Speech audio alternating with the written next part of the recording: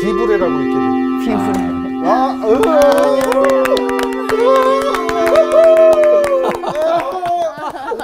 눈물이 나. 애통하는 자는 복이 있나니 저희가 위로를 받을 것이죠. 근데 이런 가짜 눈물도 복을 받나요? 성스러운 눈물. 하나님이 속을 수만 있다면. 그런데 어떤 때는 뭐 그렇게 뭐 악의 눈물이라고 그러죠. 네, 악의 눈물. 무서운 눈물이죠. 네. 어쨌든 모르겠어요. 하나님이 다 구별하실 테니까. 제가 문안을 여쭐게요. 오늘 여러분 어떠십니까? 좋습니다. 계속 울게 되네요. 네. 페이크 눈물. 로키 산맥 가보셨어요? 로키? 안 가봤어요. 영화에서 사진- 봤어요. 사진으로만 봤어요. 네. 말씀해 주십시오. 사진으로 해도 그 영화 너무 시작하기 멋있어요. 전에 이렇게 산 3개 있는 게 로켓 산맥이에요? 아니죠? 아닐 거예요. 세 개 여러 있는 거? 산이 나오느라고 그러니까 체르맛 하나 이렇게 탁 솟은 체르맛 그쪽에 산도 나오기도 하고 거기도 한번 가봤는데 거기는 아마 독일에서 이렇게 쭉 가는 데고 오.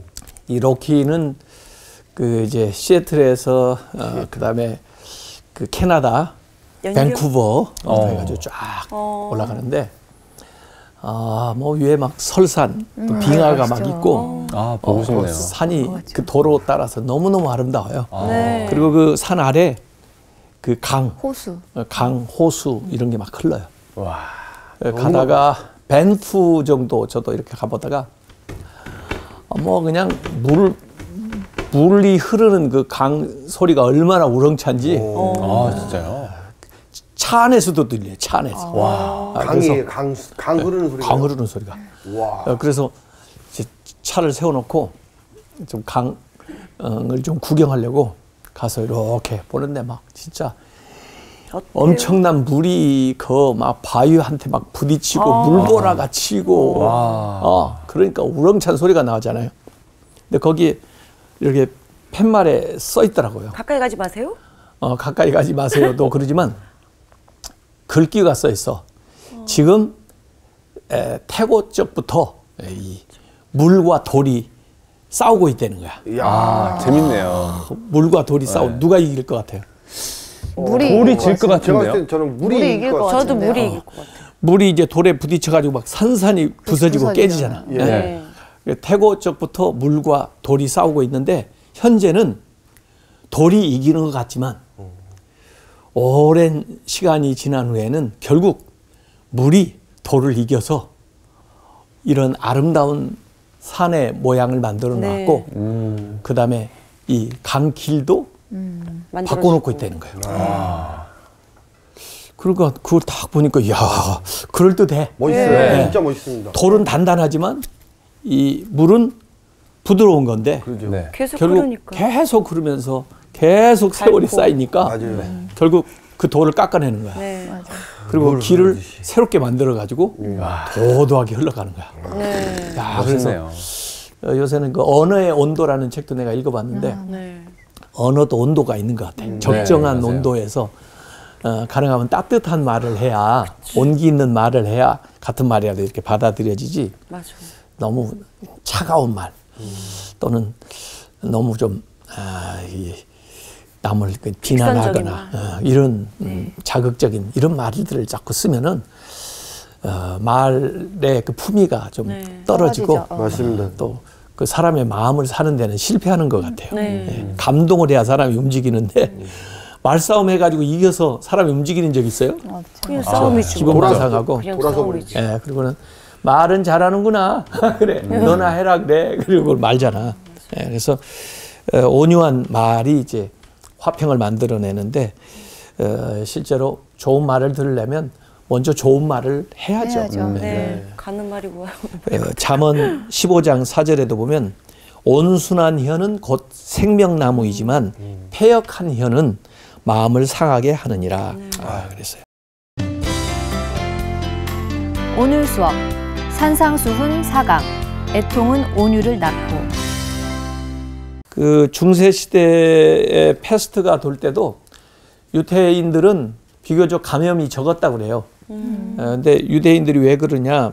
평상시에 그분들은 아주 정결법에 따라서 손을 씻는 습관이 있었고, 또 이제 옛날에 이제 한센시 병이라든지 이런 네. 전염병이 있었을 때 유대에는 율법이 있거든요. 네. 일정한 거리를 두고 또 시간을 두고 관찰을 하고, 또 그분이 혼자 있는 시간을 갖게 만들고, 뭐 이런 걸 통해서 나름대로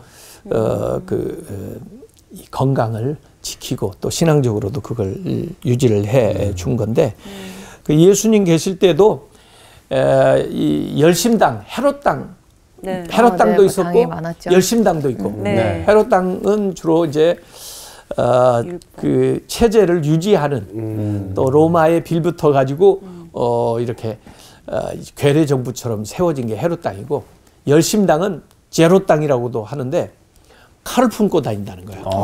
그게 이제 독립투사죠. 그래서 과격하게 투쟁을 해서 정치적으로 힘을 키워가지고 로마에서부터 우리나라를 독립시키고 주권을 찾아오겠다. 이렇게 해가지고 요인들 암살도 하고 말이에요. 이런 사람들이 그 제롯당이었거든요. 협객 같은 거. 그래서 막 폭행이나 투쟁 이런 것들을 내세우는 이때에 예수님은 오늘 마태복음 5장 5절에 온유한 자는 복이 있나니 그들이 땅을 기업으로 받을 것이며. 아니, 온유해가지고 어떻게 나라를 찾아? 굉장히 역설적인 말씀을 그렇죠. 예수님이 네. 하신 네. 거예요. 싸워서 이겨야 되잖아요. 그 당시 사람들한테는 굉장히 저게 말이 돼? 이런 식으로 아마 생각이 들었을지 몰라요. 결국은 그 열심당들의 그 시도도 다 무산되고 AD 70년에 로마에 의해서 이제 예루살렘 성전까지 완전히 파괴되는 그런 이제 결과를 이제 초래하게 됐습니다. 근데 이제 그 가운데 예수님을 따르는 사람들이 이제 기독교가 이렇게 시작이 됐죠. 근데 처음에 기독교도 로마에 의해서 굉장히 많은 박해를 받았어요. 그래서 핍박만 받을 뿐만 아니라 로마에 의해서 순교자들도 엄청 나왔어요. 기독교 네. 초기 신자들은.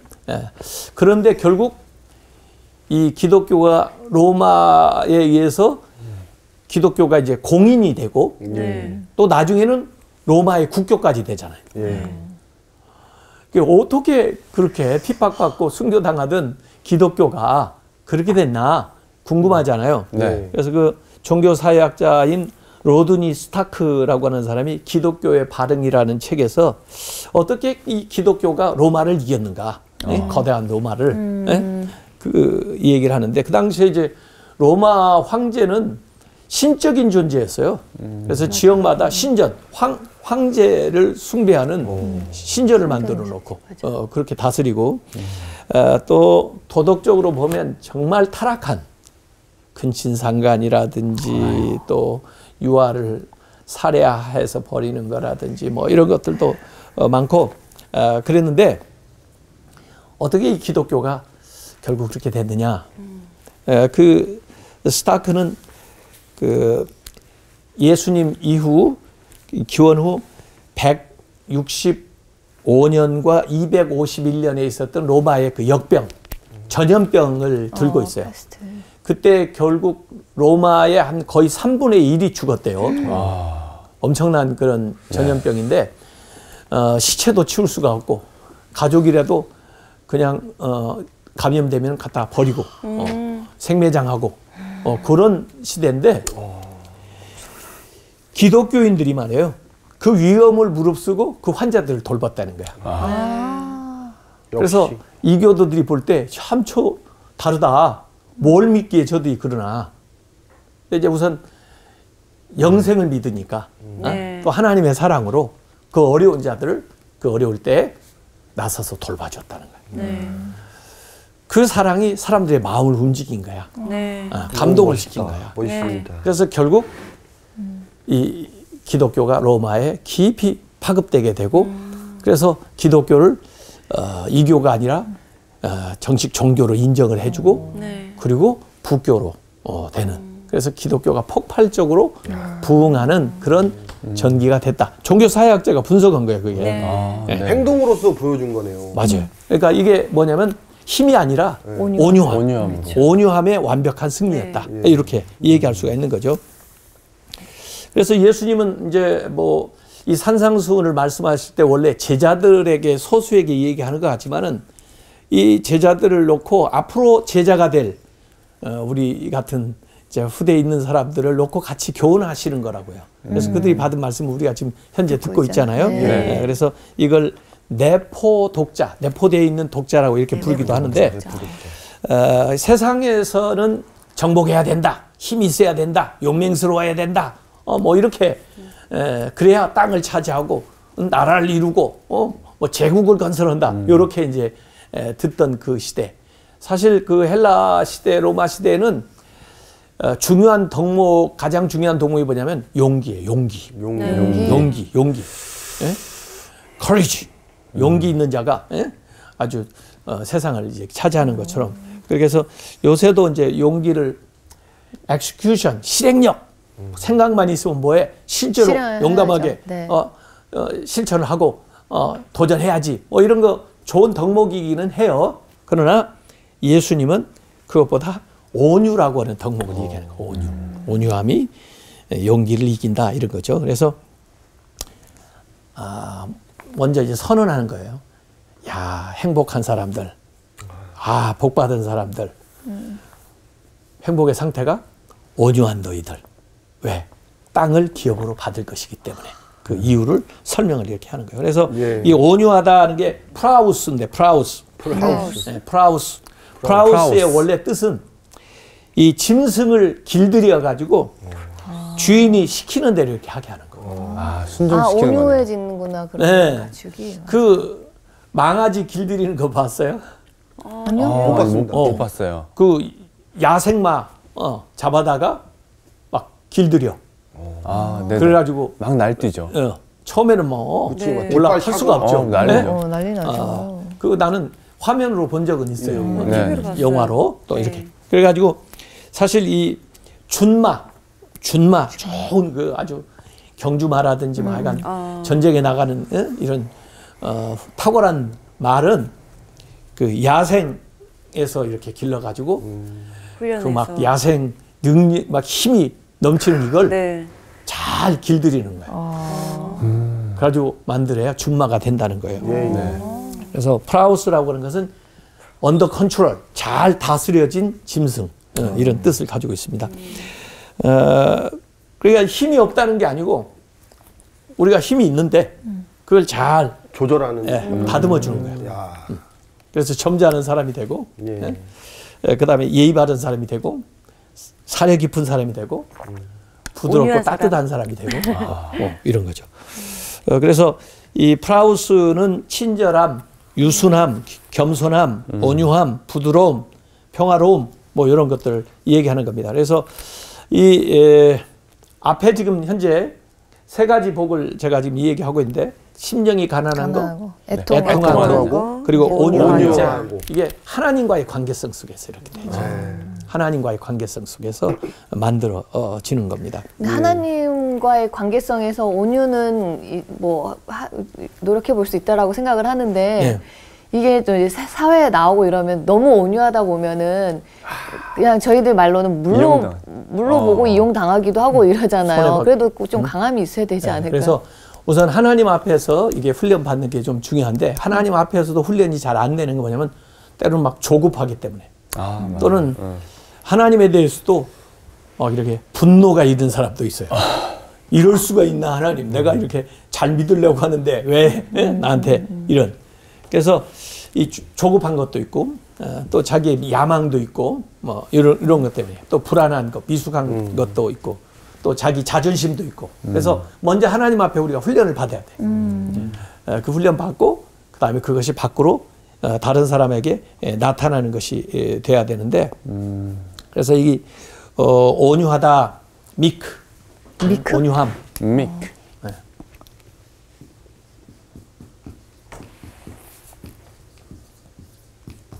온유함은 연약함은 아니에요. 네. 아니지. 연약함은 영어로 뭐예요? weak. 위크. 오. 위크가 아니라냐? 사실은 강한 자만이 온유할 수가 있는 거예요. 강한 자만이. 그래서 이걸 우리가 외유내강이라고 그러잖아요. 아, 네. 이 칼이 항상 이렇게 날카롭게 있으면 위험해. 그렇죠. 칼을 어디다 대요? 칼집에 넣고 넣었다가. 이 칼집이 온유함이야. 그 다윗이 물맷돌을 던지잖아요. 물맷돌. 네. 네. 물맷돌 조그마한 물맷돌이에요. 네. 물맷돌 조그마한 거 그 상태로서는 사실은 뭐 단단하기는 하지만 그 자체가 대단한 게 아니야. 그렇죠. 이길 수 없죠. 그 물맷돌을 메고 있는 물인매, 줄이 중요해. 이건 굉장히 유연성을 갖춘 거잖아요. 네, 네. 그 줄을 이렇게 돌릴 때마다 그 장력이 엄청난 파워가 나오잖아요. 거기. 네. 그 힘이 더해지니까 손으로 던진 게 아니구나. 그 돌에 파워가 그냥 100배, 1000배 이렇게 될 수가 있는 이렇게 거죠. 힘이. 던지는 것보다는 네? 이렇게. 그래서 그 온유함이라는 것이 내면에 이 단단한. 강함을 가지고 있으면서도 일정한 방향으로 목적을 향해서 그 힘이 집중되도록 이렇게 도와주는 거예요. 그러니까 힘이 오히려 허비되지 않고 그렇죠. 그것이 한 방향으로 딱 나가니까 집중되니까 엄청난 파워를 나타나게 되는 거죠. 그래서 온유함이 우리에게 굉장히 필요하다. 네. 그 세상에서는 뭐 힘센 사람들 많이 있었어요. 알렉산더라든지 시저, 나폴레옹, 히틀러, 스탈린 뭐 이런 사람들이 한때는 막 세계를 거의 그렇죠. 좌지우지하고 네. 그랬잖아요. 근데 다 사라졌잖아요. 네. 그러나 예수님은 지금까지 온 인류에 영향을 미치고 계시고 네. 예수님을 따르는 자들은 전 세계에 있잖아요. 지금. 네. 네. 예수님 무력으로 점령한 게 아니잖아요. 네. 그 온유하심. 네. 그러면서도 사실은 예수님 안에는 엄청난 능력이 있는 거죠. 신적인 능력이 있는 겁니다. 그래서 이 온유한다고 하는 것은 힘이 없는 게 아니고 통제된 힘이야. 통제된 힘. 통제가 돼. 자동차도 아무리 뭐 내 자동차는 시속 200km를 달릴 수가 있어. 뭐 그런다 할지라도 자동차에서 중요한 게 뭐예요? 브레이크로 통제되지 않으면 맞아요. 날아가죠. 끝나죠. 그럼 그치. 없으면. 뭐 네. 200km 달리면 뭐해? 5분 먼저 가려다가 50년 먼저 가죠. 그러니까 통제돼서 그게 잘 힘이 쓰여져야 된다는 거죠. 세상에 대단한 힘들이 많아요. 태양도 엄청난 에너지고 네. 네. 또 바람도 엄청난 또 맞아요. 파도도 그렇고 네. 그렇죠. 핵도 엄청난 에너지죠. 그렇죠. 번개. 예, 근데 이게 컨트롤이 안 되면 맞아요. 엄청난 재앙으로 다가오잖아요. 네. 화산도 그렇고요. 예. 맞아요. 근데 그 거대한 힘을 만약에 잘 컨트롤 해가지고 한쪽 방향으로 잘 쓸 수 있다면 핵 에너지도 발전을 일으켜가지고 엄청난 유익을 줄 수 있잖아요. 네. 좋죠. 그래서 우리 안에 있는 그 힘을 어떻게 온유하게 만들 거냐. 그냥 지금까지 온유함이라 그러면 그냥 착하게 뭔가 관대하고 이런 것만 생각했었는데 다 그런 게 이해해주고. 아니네요. 그런 게 아니었네요. 그래서 잠언서 16장 32절에도 그런 말씀이 나옵니다. 노하기를 더디하는 자는 용사보다 낫고 네. 자기 마음을 다스리는 자는 성을 빼앗는 자보다 나으니라. 우리는 용기 있어가지고 남을 다스리고 성을 싹 정복하는 사람이 대단한 줄 알지만 네. 노하기를 더디하는, 화내는 거를. 화가 났을 때 좀 그걸 진정시킬 수 있는 사람 또는 자기 마음을 다스리는 사람이 네. 오히려 그 정복자보다 더 낫다는 거예요. 왜냐하면 그 정복하고 나서 자기 처신 잘못해가지고 남한테 갑질하고 그래가지고 한 방에 가는 사람도 많이 있어요. 그럼요. 그래서 온유한 게 굉장히 필요한데 네. 성경에 모세를 참 온유하다고 그래요. 모세도 대단한 좀 성질이 있었던 사람인데 그렇죠. 하나님이 볼 때는 온유하죠. 모세가 참 온유하다.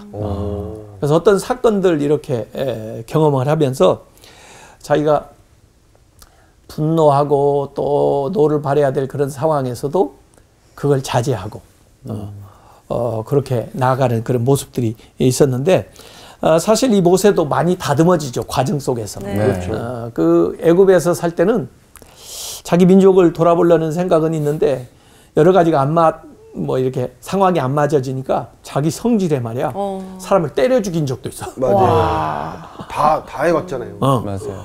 그리고 도망가. 그 자리에 있을 수도 없어. 자기가 있었던 걸 다 그 한 번에 한순간에 다 물거품으로 만들어 버렸잖아. 예. 그런데 이제 하나님 앞에 이제 다듬어지다 보니까 민수기 12장 3절에는 이 사람 모세는 온유함이 지면의 모든 사람보다 승하더라 이렇게 나와요. 많이 변했다. 그래서 그때 그 미리암하고 아론하고 또 모세에 대해서 또 비방하는 사람들 그 사건들을 통해서 그걸 잘 해결하는 그 모습을 통해서 모세가 이제 온유해졌다 이런 것을 보여주는 그런 대목이에요. 예. 그 제레드 다이아몬드라고 하는 사람이 총균쇠라는 책을 썼는데 총균쇠요? 네, 총균쇠. 근데 땡, 균, 세균, 쇠, 이 철 이런 건데 금속. 네. 이 유라시아 그 유럽 그 문명이 세계를 제패하게 된 그 과정을 그 사람이 쭉 쓴 겁니다.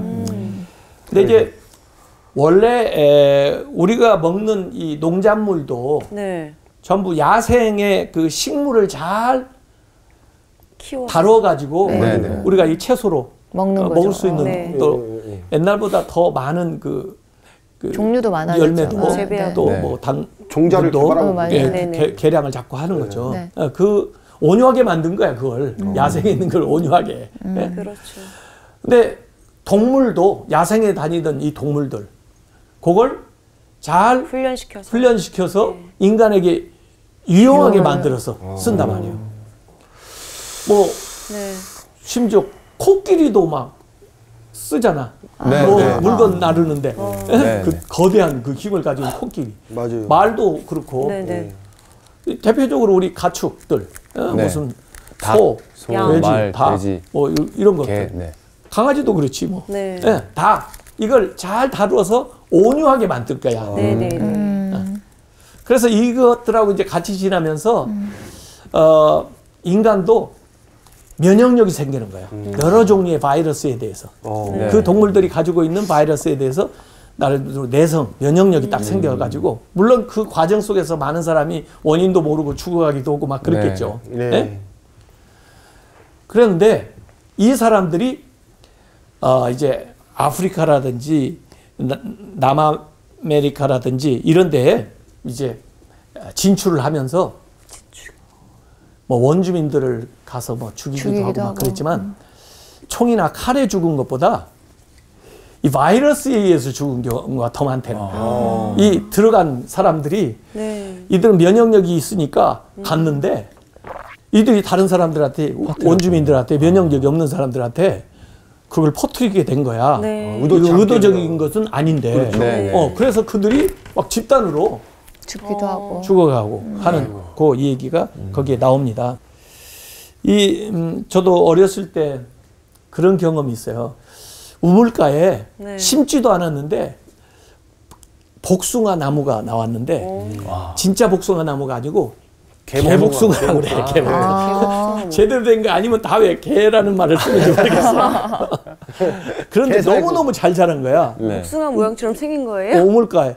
이파리랑은 그렇게 생겼어. 근데 열리는 열매는 달라. 거의 못 먹을 조그마지. 조그마한. 그런데 우리 아버지가 어느 날 이 과수원에 다녀오더니 거기에서 진짜 복숭아 가지, 진짜 자두, 네네. 자두 가지를 가져왔어. 가지고 한쪽 가지는 자르고 복숭아를 접붙이고 또 한쪽 가지는 자르고 자두를 접붙였는데 네. 이 같은 나무에서 자라요?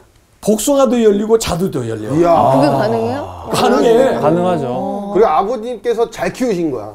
아버님께서 엄청 잘 키우신 거야. 맞아요. 그래서 온유하게. 이 원예에서 원래 이 왕성한 생명력을 가지고 있는 그 대목에다가 네. 그 열매를 맺는 좋은 열매를 맺는 가지를 갖다가 접목을 시키는 거야. 그러면 거기서 이 왕성한 생명력이 그쪽으로 가서 좋은 열매를 맺게 해주는 거야. 그 나무를 다루는 거지. 네. 아무 생명력이 없으면 그거 뭐 다뤄봐야 뭐 제대로 된 열매가 나오는. 정성도 들어갔으니까 아무래도. 다듬어 주는 거라고. 네. 사람도 마찬가지예요. 뭐 우리가 신앙생활 할 때 보면 어떤 분들은 정말 극적으로 변화된 사람들이 있어요. 네. 네. 맞아요. 이 바울처럼 옛날에는 정말 하나님과 또 등지고 예수님에 대해서 아주 적대적인 또 뭐 생활로 말하면 아주 그냥 형편없는 네. 네. 죄된 생활을 하던 사람이 주님 딱 만나가지고 정말 주님을 위해서 충성하는 훌륭한 사람으로 바뀌는 경우도 있거든요. 네. 그러니까 하나님이 이렇게 온유하게 만드니까 접붙이고 만져주시고 이렇게. 저도 지금 이렇게 이제 목회를 하면서 이렇게 지나보면 하나님이 만지신 대목들이 많아요. 제가 미국에 가서도 이렇게 조그마한 교회를 유학하면서 목회를 했는데 그 교회는 막 분란이 있었던 교회예요. 그래서 제가 가서 보니까 야, 이 교인들은 왜 이렇게 교회에 대한 인식이 이런 정도를 가지고 있나 이런 생각이 좀 들 정도인데 네. 거의 그 지역의 한인회장쯤 하는 분인데 교회를 그런 어떤 모임 정도로 생각하는 거야. 와가지고 목사님 이번에 반공 강연을 할 강사가 오는데 교회 좀 쓰겠습니다. 그래서 교회 쓰세요. 그런데 본당을 쓰겠습니다. 그래서 몇 명이나 모이시는데요. 숫자도 얼마 안 돼. 식당을 쓰시죠. 그랬더니 아니 이 손님이 오시는데 안방을 내드려야지. 그래서 아니 숫자도 얼마 안 되신다면서요. 식당이 더 편리할 텐데요. 그랬더니 다짜고짜 나한테 막 화를 내면서 말이야. 폭언을 막 하신 거예요? 폭언을 하는 거예요. 오였네. 당신이 말이야 목사라고 유세하는 거야 뭐야? 그래서 주기 전도 그래도 좀 참고 그냥 웃어 넘겼는데 그 부인이 그걸 들었나 봐요. 그 부인이 그분의 네. 어느 날 나한테 왔는데 목사님 죄송해요. 제 남편이 믿음이 없어서요. 용서해 주세요. 그러면서 추리닝 한 벌 사가지고 오셨더라고요. 하여간 하나님이 쓰려면 제각각 이렇게 만지고 다듬어. 맞아요. 그래서 온유해야 쓰지. 예. 온유한 연장이야 쓰기 편하지. 네. 그러지 않으면 복잡해서 이게 쓰기가 힘들어요. 예. 그러니까 베드로도 원래 짠돌이잖아. 그런데 주님이 잘 다듬어 가지고 반석을 만든 거예요. 예. 반석이 그냥 되는 거 아니요. 베드로도 엄청 깨졌어. 엄청 하나님 만드셨어. 예수님의 제자 지난번에 우리 요한 야고보도 우레 아들이라고 그랬잖아. 우레 아들. 네. 얼마나 성질이 불같은지 말이야. 맞아요. 사마리아 그냥 불 내려가지고 저놈을 한번 그냥 싹 태워버렸으면 좋겠네. 주님이 그들을 다듬어잖아. 베드로도 이렇게 해가지고 귀 이렇게 잘리게 하지 않았어요? 그런 적도 있어. 다듬어. 그래가지고 결국 요한은 사랑의 사도가 되잖아. 네. 베드로도 그렇게 실수하고 실패하고 그랬지만 또 여전히 주님 찾아오셔서 그걸 회복시켜 주잖아요. 예. 그래서 우리가 주님께 이렇게 훈련받을 생각을 하고 있어야 돼요. 네. 그래서 하나님께는 충성하고 순종하는 마음으로 사람들에게는 용서를 하고 사랑하는 마음으로 이렇게 바뀌어져야 진짜 이제 복을 받게 되는 거예요. 그러니까 하나님이 주시는 복을 온유의 그릇에다 담아야 진짜 복이 되는 거지. 온유의 그릇을 준비하지 않으면 그 복이 왔다가 사라져. 어디로 새버려. 그래서 하나님이 쓰시기 편한 그런 그릇으로 우리가 변화돼야 되는 거고 하나님의 뜻에 자신을 이렇게 내려놓을 수 있어야 온유한 사람이 되는 겁니다. 네. 근데 선생님 말씀 들어보니까 온유함이 강함보다 더 세겠다라고 느껴지는 것 같아요. 그러면. 그래서 결국 온유한 사람이 이겨요. 네. 처음에 내가 얘기했잖아요. 물이 바위를 이긴다니까. 맞아요. 계속해서 처마 끝에서 떨어지는 그 물이 바위에 구멍을 뚫는다니까. 그래서 이 온유하려면요. 본질하고 비본질을 좀 구분할 줄 알아야 돼요. 무엇이 본질적인 건가. 그래서 본질적인 걸 붙들어야지 비본질적인 것 때문에 자꾸 연연해 하다 보면 그러면 자기도 실수를 하게 되고 막 화를 내게 되고 그러는 거예요. 네. 그래서 더 높은 가치를 알고 거기에 이제 집중하는 사람은 온유할 수 있어요. 그래서 저 질문이 갑자기 네. 떠올랐는데요. 네. 이렇게 사람들하고 이야기를 하다 보면은 의견이 좀 안 맞을 때가 있잖아요. 그러면 나도 모르게 화가 날 때가 있는데 그거를 이제 온유함으로 조금 삭혀야 되는데 혹시 그럴 수 있는 방법이 있을까요? 그러니까 좀 우리가 마음의 여유를 가져야 돼요. 그리고 그 이야기를 조금 객관화해서 한번 들어보세요. 네. 대체로 내가 자존심 때문에 그때 그냥 그 순간을 넘기지 못하는 경우가 많거든요. 그래서 저는 이 멘탈 스페이스가 있어야 된다고 보는 거예요. 멘탈 스페이스. 심리적으로 쿠션이 좀 있어야 돼. 완충 장치를 이렇게. 그래서 자존감은 필요한 건데 네. 너무 자존심을 내세우면 그가 표현하는 방식이나 태도 때문에 화나는 적이 많거든요. 근데 그가 표현을 잘못할 수도 있어요. 그렇지만 더 본질적인 것, 더 가치 있는 것을 이렇게 생각하다 보면 네가 지금 말하려는 것이 이런 뜻이냐? 요것은 나도 받아들일 만하다. 내가 또 이 생각은 못했는데 네가 말하는 그것은 한번 생각을 해보겠다. 뭐 이런 식으로 좀 완충 장치를 가지고 나아가야 좀 해결책이 생기죠. 자기도 좀 미안한 마음이 있겠죠. 네. 그래서 좀 정신적인 좀 우리 여유가 조금 필요한 것 같아요. 이걸 어떤 사람은 회복 탄력성으로 표현하는 사람도 있는데 그냥 탁 떨어뜨려서 유리가 깨지듯이 그런 게 아니고 공처럼 이렇게 튀어 올라오는 이렇게. 스프링 같이. 네. 좀 탄력이 있는 요런. 그래서 이 온유함이 어떻게 형성되나 보면은 앞에 나왔던 거 애통함. 네. 또 나중에 나올 의에 목마른 줄이고 목마른 그런 태도에서 나옵니다. 네. 그 자기의 죄에 대한 애통하는 마음, 네. 또 자신의 무가치함에 대한 그런 애통한 마음, 또 때로는 자기에 대해서 절망해본 그런 눈물 흘려본 그런 경험이 나를 온유한 사람으로 만들어 주는 겁니다. 네. 그래서 결국 저는 애통이 온유를 낳는다. 애통하는 마음을 우리가 가질 때 결국 그것이 온유한 사람을 만들어내는 거예요. 네. 네. 많이 울면 온유한 사람이 되는 거예요. 예? 그래서 온유하게 되려면 더 울어야 돼. 더 울어야 되겠다. 더 울어. 많이 울었는데 그럼 더 울어야 더 되겠다. 오세요. 네. 한 20분 울어야 되겠네. 같이 울어줘. 같이 울어줘 진짜. 온유라는 말이에요. 신약 네. 예수님이 하신 말씀 가운데 이제 3번 나오는데 네. 여기 이제 마태복음 5장 5절에 온유가 나오죠. 네. 그리고 2번 다른 경우에는 예수님 자신을 표현할 때 온유라는 말을 하세요. 네. 그게 이제 마태복음 11장 29절에 보면 나는 마음이 온유하고 겸손하니 너의 멍에를 메고 나를 배우라. 예수님이 온유하다는 거예요. 또 마태복음 21장 5절에도 보면 너의 왕이 너에게 임하나니 그는 겸손하여. 겸손하여라는 말에 바꿔도 온유하여 이렇게 바꿔도 같은 말이에요. 같은 뜻이에요. 온유하여 낙이 곧 멍에 매는 짐승의 새끼를 탓도다.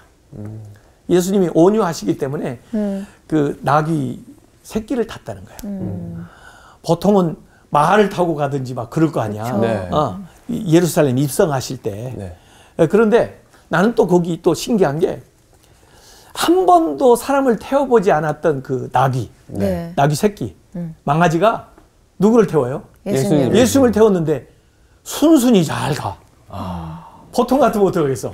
막 날뛰죠. 날뛰겠죠. 이거. 그래서 아마 나는 그걸 기적이라고 봐. 예수님의 온유하신 성품이 그 나귀에게도 영향을 미쳐가지고 온유하게 잘 예수님이 해야 되는 또 자기가 감당해야 될 사명을 수행을 해준 것이 바로 그 예루살렘 입성할 때 사람들이 막 환호하고 난리쳐도 나를 환호하는 게 아니고 내 위에 계시는 분을 저기 환영하는 것이다 이렇게 생각하고 아주 의젓하게 그 나귀가 자기 임무를 잘 수행하거든요. 그리고 온유하다, 잘 훈련됐다, 잘 길들여졌다 그런 이야기거든요. 동물들도 안 돼 근데. 그래서 예수님을 하나님의 어린 양이라고 표현하는 것도 그런지 모르겠어요. 이 나폴레옹은 그런 말을 했다고 하잖아요. 그 세인트 헬레나 섬에 유배되었을 때 나는 칼로서 온 유럽을 정복하였지만 결국 실패하고 말았다. 그러나 예수는 사랑의 십자가를 통해서 온 인류를 정복하였구나. 네. 이 온유는요, 성령의 9가지 열매 중에도 나와요. 성령께서 우리 안에 계셔서 일으키는 열매죠. 그 바울도 하나님이 이렇게 잘 다루셨는데, 나는 그 스테반 집사도 물론 순교를 당했지만 순교할 만큼, 죽을 만큼 그가 온유한 거죠. 얼마나 안에 자기도 뭐 거기에 대한 분노나 거기에서 벗어나고 싶은 마음이나 뭐 여러 가지 있을 거 아니에요. 그것이 하나님의 뜻 안에서 순복하는 마음을 가졌기 때문에 그가 또 순교를 하지 않았나, 그런 생각을 하게 됩니다. 이 온유한 자가 받을 상급이 땅을 기업으로 받는다고 그랬잖아요. 네. 땅을. 네. 그 시편 37편을 한번 보세요. 시편 37편. 시편 37편에 보면은 다윗이 악한 사람들 뭐 때문에 불평하고 시기하고 분노하지 말아라 그러면서 또 그들 뭐 잘 된다고 그렇게 생각하지 말아라. 하나님을 의뢰하고 맡기고 기뻐하라. 왜냐하면은 결국 이 온유한 사람들이 땅을 차지한다. 37편 9절 한번 읽어보세요. 네. 진실로 악을 행하는 자들은 끊어질 것이나 여호와를 소망하는 자들은 땅을 차지하리로다. 예, 11절도 한번 읽어보세요. 그러나 온유한 자들은 땅을 차지하며 풍성한 화평으로 즐거워하리로다. 예, 그래서 다른 사람들 뭐 시기하고 불평하고 또 부러워하지 말아라. 온유한 너희가 진정한 땅을 차지하는데 이 세상에서도 그렇고 영원한 하나님 나라의 주인공이 되는 거예요. 예, 그렇게 아브라함하고 조카 롯하고 땅을 나누는 이야기가 나와요. 네. 그런데 아브라함은 자신이 있기 때문에 롯 보고 먼저 선택을 하고 하죠. 네. 그러니까 롯은 뭐 비옥한 땅을 사실은 선택하느라고 결국은 소돔과 고모라에 들어갔잖아요. 그런데 결국은 롯은 그 소돔과 고모라가 다 망하니까 아무것도 차지하지 못한 없죠. 사람이 됐고, 네. 아브라함은 온유함으로 많은 땅을 차지하게 되는, 또 그것뿐 아니라 온 민족의 믿음의 조상이 되는 네. 그런 복을 받게 되잖아요. 그래서 어거스틴은 그런 얘기를 했습니다. 지금 땅을 차지하기를 바라는 자들은 조심해야 된다. 당신이 만약 온유하다면 그것을 차지할 것이지만 자만하다면 오히려 땅이 당신을 차지할 것이다. 오만하면 땅이 나를 차지한다는 거예요. 내가 땅을 차지하는 게 아니라 내 소유가 나를 삼키게 된다는 거예요. 네. 예? 이삭, 나는 온유한 사람 그러면 이삭을 딱 떠올려요. 이삭은 우물 파는 일을 했거든요. 계속. 네, 네. 우물이 중요하니까. 우물이 있어야 동물도 먹이고 그렇죠. 농사도 질 거 아니에요. 근데 그 블레셋 사람들이 와서 우물을 팔 때마다 빼앗어. 빼앗았어. 자기들은 파도 안 나오니까 가만히 기다리다가 이삭이 파놓으면 뺏는 거야. 3번씩 빼앗어. 아유. 싸우겠는데 양보하고 가. 또 파. 근데 파는 데만 안 나와. 그러니까 이 블레셋 아비멜렉이 나중에는 감동을 먹어. 저놈 뒤에는 누가 있나 봐. 그래가지고 와서 화친을 맺자고 이 얘기를 하는 거예요. 그래서 창세기 26장 28절에 보면 여호와께서 너와 함께 계심을 우리가 분명히 보았나니. 그들이 어떻게 하나님을 봐요? 그렇죠. 근데 나의 삶을 통해서 그들이 하나님을 봤다는 거예요. 근데 그 삶이 이삭의 온유함이야. 그래서 결국은 그 땅을 다 차지하게 돼. 그래서 그 이름을 르호봇이라고 했는데 장소가 넓어졌다 그런 뜻이에요. 이게 실제적인 예예요. 온유한 자는 복이 있나니 땅을 기업으로 받을 것이며, 이게 이삭 같은 사람이죠. 그래서 이 팔복에 대해서 산상수훈에 대해서 설교했던 그 보네퍼라고 하는 분은 이 팔복의 그 핵심이 뭐냐? 포기라는 거예요. 포기하라는 요구다. 포기. 마땅한 권리, 자기의 권리를 그리스도 때문에 내려놓는 거. 와, 진짜 그것이 이거 온유. 제일 어렵네. 모든 권리를 그냥 하나님께 맡기는 거. 그게 팔복이 이 얘기하는 거래요. 그러면 하나님이 그 모든 사람들에게 기업을 약속해 주신다는 거죠. 그래서 그 불법으로 땅을 차지하는 사람은 잃어버리게 되지만 이렇게 온유한 사람은 결국 하나님의 땅을 기업으로 받게 된다. 근데 요새는 글쎄요. 그래서 땅 많이 가지면 뭐 땅거리고 산다고 그래가지고 이 좁은 땅인데 땅을 그렇게 많이 가지려고 노력하는 사람들 많은데 그 보이는 물리적인 땅뿐 아니라 사실은 요 사회는 보이지 않는 이 마음의 땅? 예, 마음에 기업이 많이 있잖아요. 네. 그래서 정신적으로 사람들의 마음을 얻게 되는 것도 그렇고 또 요새는 무한한 공간이 사이버 공간에도 많이 있잖아요. 사람들에게도 뭔가 영향력을 미칠 수 있는 일들이 여러 방면으로 나타날 수가 있는 겁니다. 그래서 온유함으로 우리의 선한 영향력을 이렇게 세상에 편만하게 펼쳐가면서 살아가는 그런 일들을 했으면 좋겠습니다. 네, 너무 다음 시간에 또 다른 복을 가지고 네. 찾아오도록 하겠습니다. 고맙습니다. 감사합니다.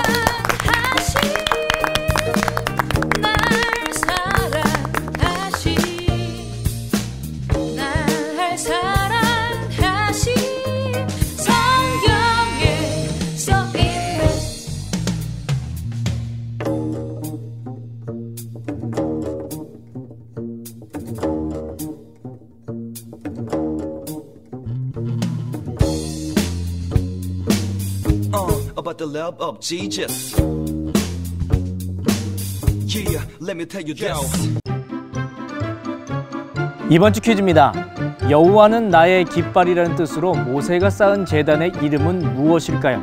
1번 여호와 라파, 2번 여호와 샬롬, 3번 여호와 니시. 정답을 아시는 분은 CBS 성서학당 홈페이지에 정답을 올려주시거나 우편으로 보내주시면 됩니다.